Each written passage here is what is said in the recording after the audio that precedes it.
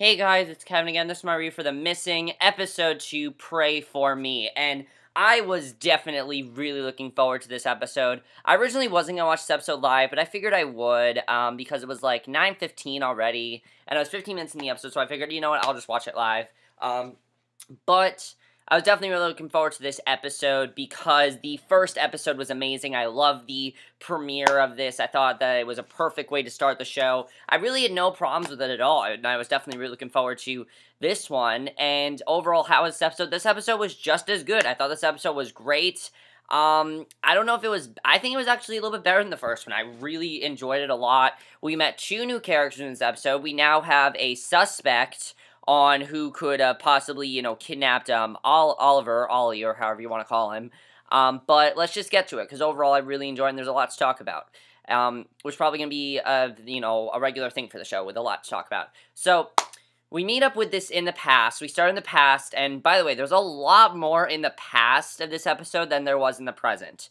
We meet up with this man, Ian, who was the one character that we didn't meet in this episode.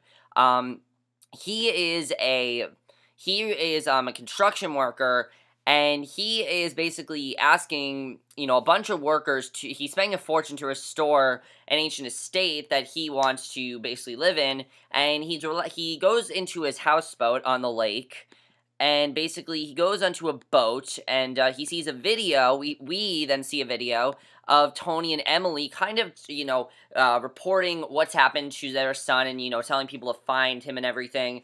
And Ian sees this video, and he looks very interested on what's going on there.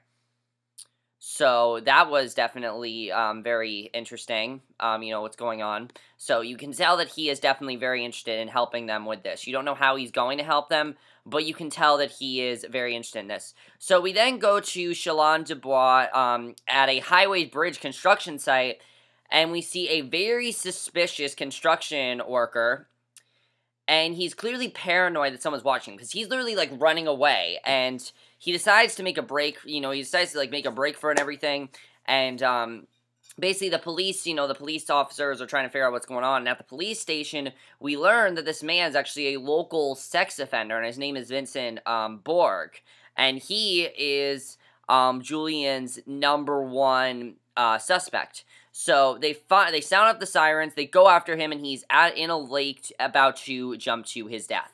So that was definitely very crazy, and I thought that was a very good way to start the episode, and I definitely really enjoyed that. And basically, he looks at them and he looks very intimidating. So I pretty much was thinking, okay, this has to be the guy, but at the same time, why are they already revealing it?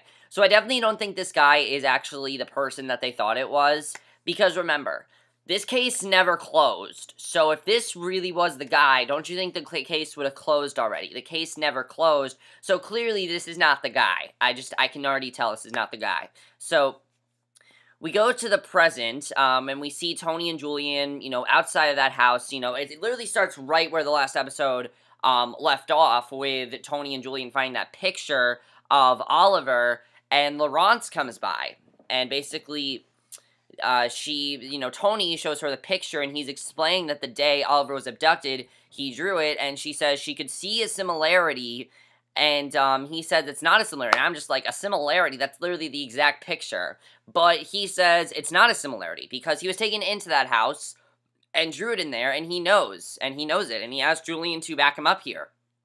And we then find out something really interesting. I thought this was an interesting twist and something that I personally really like. We find out that, Julian's trying to convince Laurence to feel for Tony and understand what's going on, because clearly Julian kind of understands where Tony's coming from here. And basically, we find out that Laurence is a mother now. So Julian says she should understand why Tony's so concerned, because then she says she does, as anyone might try to, but she can't reopen the case because of the picture. She doesn't think she's going to just be able to open it because of the picture. So clearly that's not really going to work out. You can kind of tell that's not really going to work. So Tony asks if she thinks he's going mad, because, basically it seems like, because she's treating him like he's going mad, and he says it's the same. And Julian asks her that he wants her to try as a friend. She says she will see what she can do, but she can't make any promises.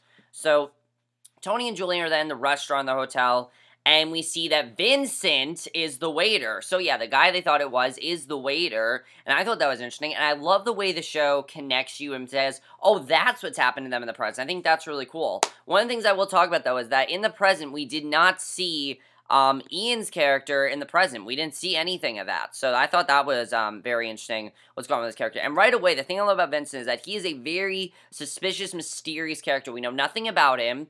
We know that he's a waiter. We find out more and more about him as the episode goes on, which I'll definitely... But it's just that we don't know too much about this guy. So I think that really is interesting that we don't know too much about him. So... basically, Tony asks Julian what happens now, because clearly they're not sure if Laurence is going to be able to reopen this case, so he wants to know what's going on, and basically, Julian says it's not really Laurence's decision, but Tony is just so eager to find out what's going on, which is understandable, because this is his son we're talking about. So he ignores him, and he says, in the meantime, they should go through the evidence now that they have an address. Maybe there's something that they missed that ties the two together. So Julian tells him to take it one step at a time, and he says he knows, and Julian looks at the evidence and asks if he has the police reports. And he says he has everything in there, but all of the documents are in French, which Julian is pretty surprised about. He didn't think that, you know, he's surprised that they're all in French, because the thing is, Tony cannot read French, and I love Tony's line. He's like, I speak it, I can read it better than I speak it. So... he then gets a call from who he thinks is Emily, and I was surprised that Emily is calling him back. I'm like, wow, she's actually calling him back. But no, it's really Mark. And you can tell right away that Mark does not want to hear from Tony. He tells him now's not a good time, because we find out that Robert, her father, is getting worse. And that right away was very interesting. We found out her father's in the hospital, and... you know, Tony's trying to tell him that he found something, but Mark tells him not to call him back, and he goes to see Robert, who's in the hospital, and he's clearly dying, and he lies and says her friend Carol called, which I thought was interesting, and I'm wondering if she's going to find out that it really was Tony, which she probably will be able to, because this is her phone, so if she looks at the contacts, she will see Tony's name. So they decide to go home, and Robert wakes up and thinks James is Oliver, you know, Mark's son. So, I thought this was a very sad scene. Emily tells him that this is Mark's son and that Oliver is not here anymore. And this was definitely a very sad scene, definitely. Basically, it's really sad to see that, because he's suffering from dementia. That's what he's suffering from. And he's forgotten that his grandson, you know, he's forgotten that his grandson is gone. He's forgotten, and it's really sad to see that, definitely. So, I really felt bad for him. Because of that, what was going on, you know, definitely, and I really felt bad for Mark and Emily, and we're seeing that they want to go home and everything, so he gives Emily her phone, and we see Robert's just getting worse and worse, so that was definitely very sad to see, but I thought that was also very interesting as well. So Julian calls his wife Celia and asks if he waked her, and she says she's still up on the curse of being a night owl, and he asks how the hive is, and she says it's fine. He says he will be back as soon as he can. As the case, you know, basically, I thought this was interesting. He basically says, when the case is reopened, if it is reopened, Laurence will take over, and he will be able to come home. And she tells him he can't make promises he can't keep, and he gets a knock at the door, and there's Laurence. And she basically tells him that she tried, but she can't reopen the case because the, you know, procurer doesn't think that the drawing is enough reason to reopen the case. So...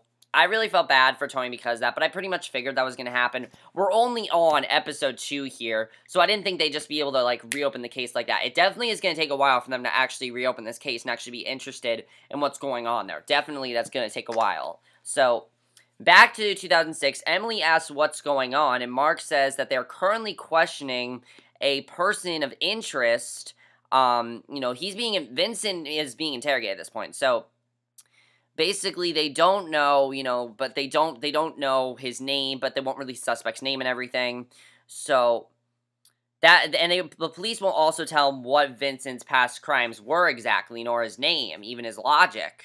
And, you know, if he's done this before and is walking free now, he must not have killed the child, or clearly he hasn't done it, because if he actually did it, he'd be in jail. So, clearly, you know, definitely he did not do it. So... basically, Mark says the moment he knows anything at all, he will let them know. So Julian meets up with Emily at a cafe, the one he and Tony were at the beginning of the episode, and the waiter is the same one.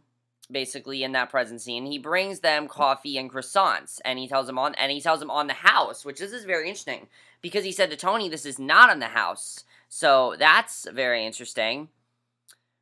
So then we see Kamir, and he meets up with Malik, who threatened to spill one of the detective's dirty secrets if he doesn't comply with his request for inside info on the case. If you remember, I was very interested in that storyline, because if you remember what's going on there's something going on by the name of Charlemagne. Now, I still don't know what that is, Charlemagne, but we sort of find out a little bit more in this episode about that, but not too much. The show doesn't want to reveal too much yet, which I like. I like that the show doesn't really want to tell us much of anything at this point, which I like that the show is definitely taking their time with that, because when a show can take their time and still be interesting, I definitely really like that.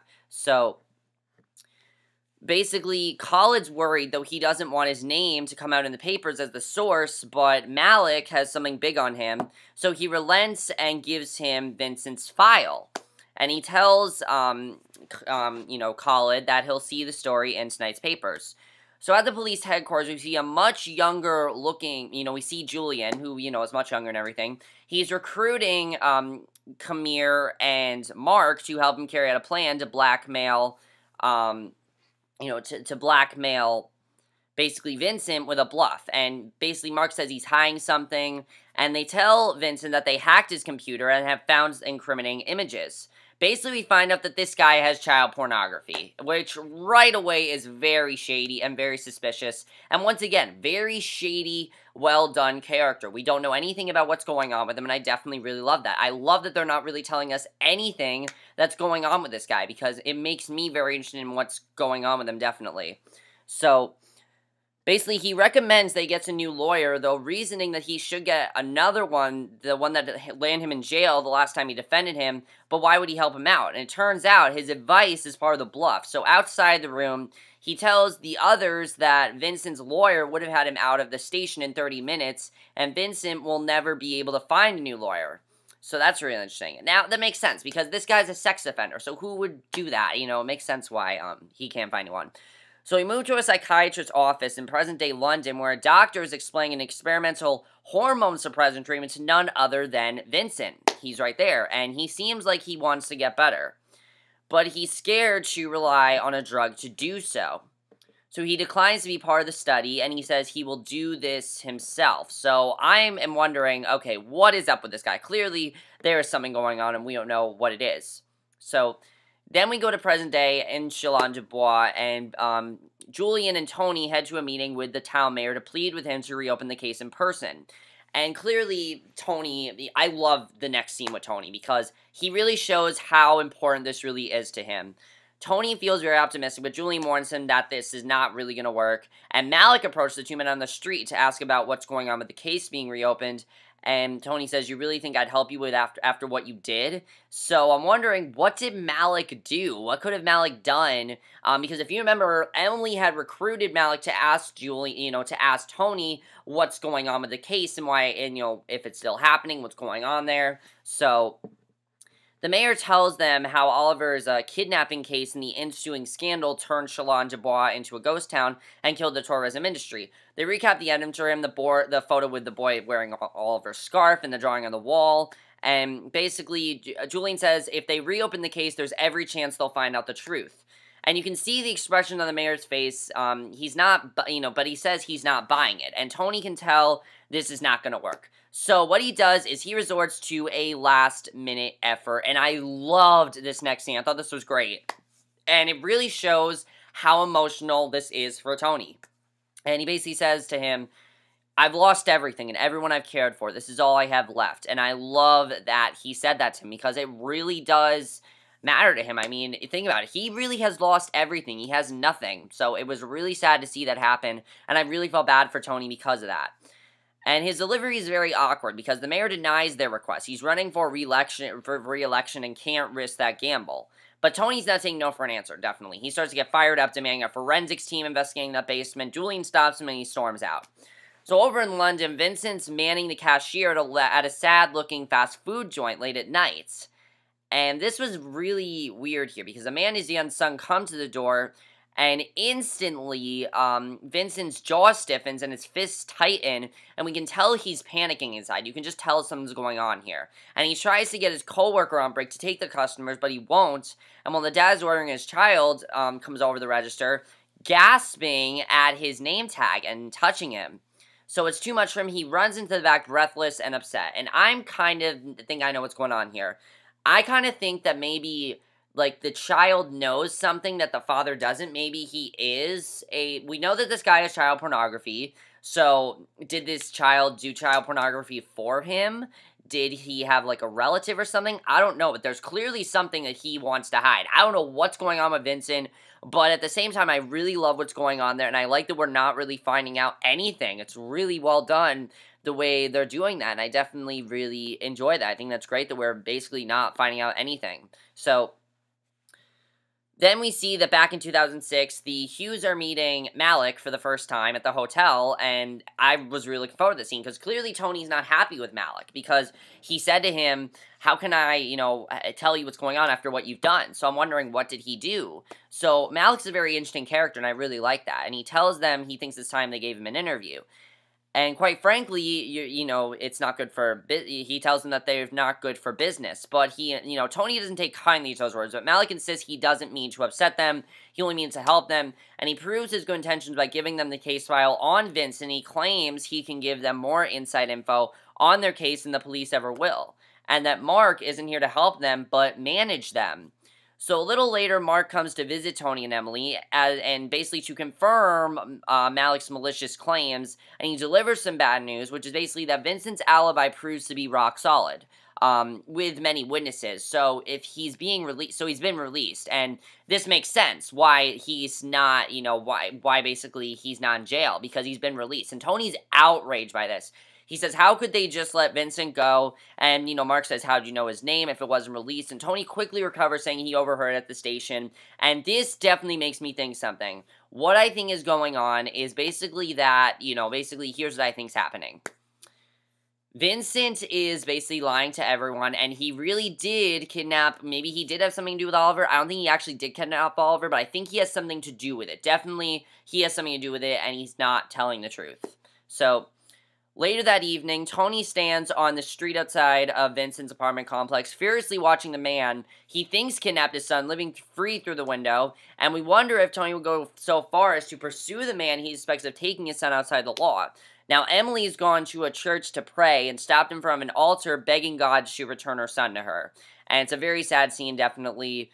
And basically, the couple handles their pain, and it really shows how different the couple handles grief, because Tony is, very interested in, wants answers pronto. He wants to know what's going on there. While Emily's kind of just, trying to hold her grief back, but then it just comes out, and there's nothing she can do about it, and Tony wants to definitely take control of the situation.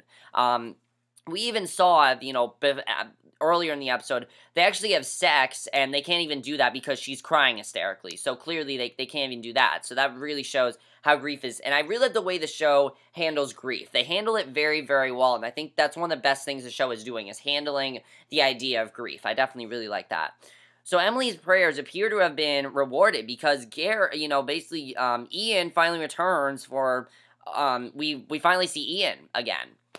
And we meet the Hughes at a local restaurant to tell them he has put 100,000 euros of his own money as a reward for information about Oliver's disappearance. And he says his construction career has brought him more money than he needs, and that as a conservative of old buildings, he tells him that he keeps the past alive even when it seems impossible. He wants to help find Oliver, and they're speechless with gratitude. So here's my question. If Ian really wanted to help them, why didn't Tony ask Ian to help them in the future, in the present? I'm very interested in seeing what's going on there, because what I think is that there's a reason why we're not seeing him in the present, because the whole episode we don't see him in the present. We saw Vincent in the present, but not Ian. So why is Ian not in the present? There's definitely something going on there, and I don't know what it is, because I think it definitely is very interesting. I'm looking forward to seeing what's going on. So then we see after in Julian's office, he's working late, and he's looking over the Hughes bank statements for some reason. And Mark pops in and remarks that he likes the classical music that Julian's playing. And Julian says that the Nazis actually used this song as the official theme song for their propaganda newsreels. And he explains even they could see the beauty in it, which reminds them that the people who do these terrible things are just people, not some kind of devils. And Vincent comes to mind. He's done terrible things, but shows signs of wanting to get well. So what is he? Is he an ordinary person? And that's very interesting, definitely. And I really like the way they said that, because maybe just because he's done bad things, and it really comes to the idea of there's no such thing as a good or bad person. There really isn't. There are just people. They have personalities. They're not just, they're not necessarily good or bad. They just have different personalities, and I think it's definitely very interesting what Julian is saying there. So Malik and Khalid meet back up later, and at this point, basically Malik is pissed off because his scoop on Vincent now looks very foolish. His story is out of date now that he's been cleared. Clearly, he is very upset about this because it's been cleared completely, and basically everything that he said to them doesn't matter. So he obviously is very upset about this. And he tells them, he says, I want something I can use in quickly, and he demands and drops the name Gene Martin.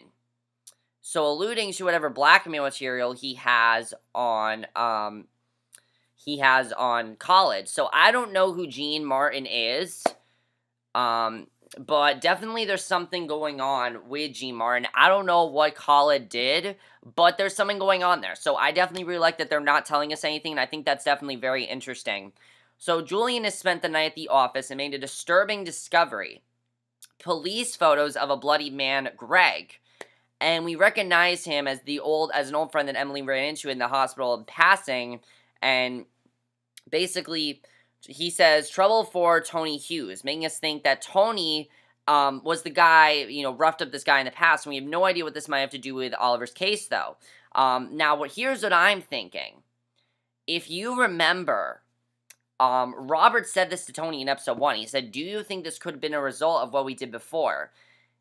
Apparently Tony beat up this guy in the past, so this really connects well, because maybe Greg kidnapped Oliver as revenge for what Tony did to him.